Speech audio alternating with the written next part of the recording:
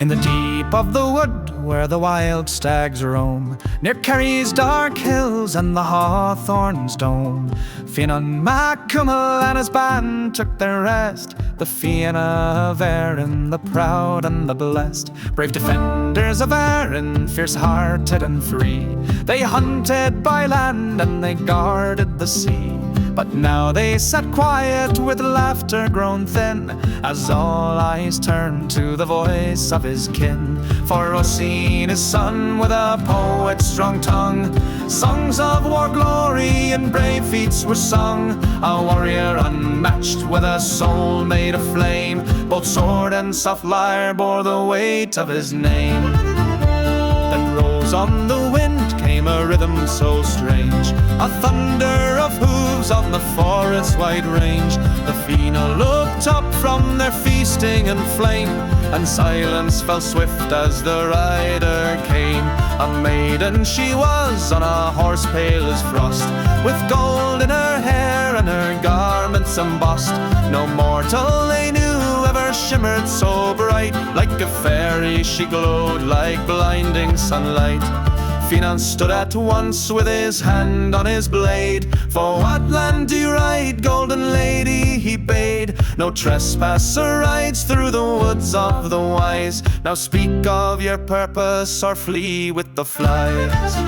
I am Niamh, she said, with a gaze clear and wide, of the tooth of dead Annan, where old gods abide. Daughter of Manannán, from beyond mortal song, from Tir na Nog, where the ageless belong.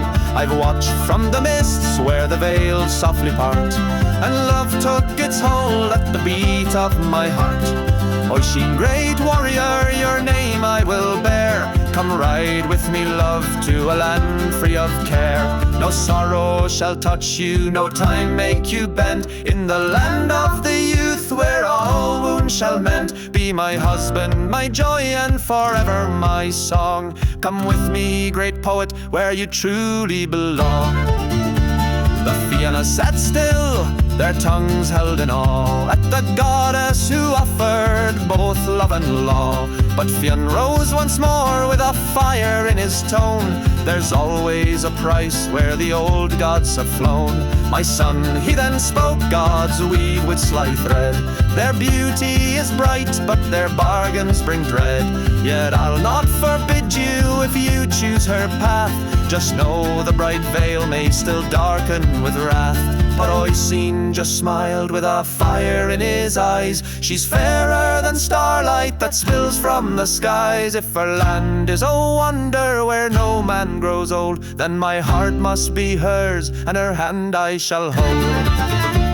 He turned to his kin, kissed their brows one by one, then held his old father beneath the pale sun.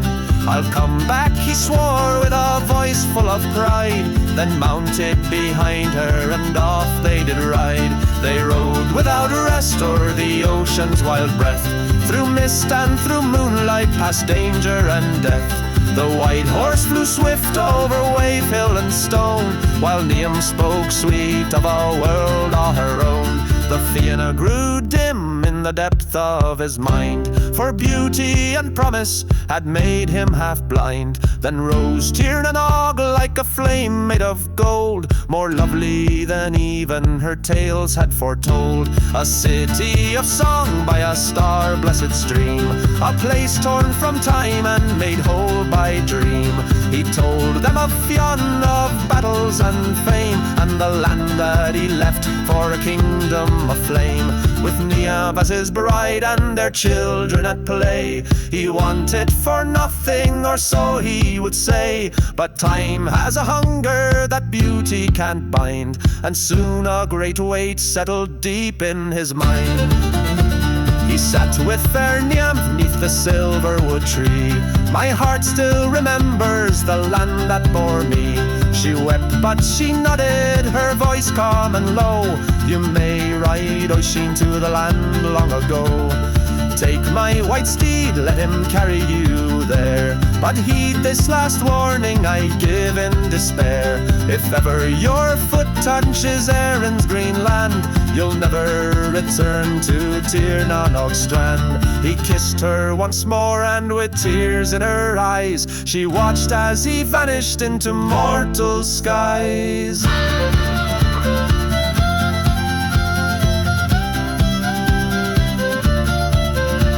He rode back with joy, thinking 3 years had passed. But the fields were all quiet, the stone ruins vast. No horn from the hills, no laughter, no kin. The world he had known had grown silent and thin.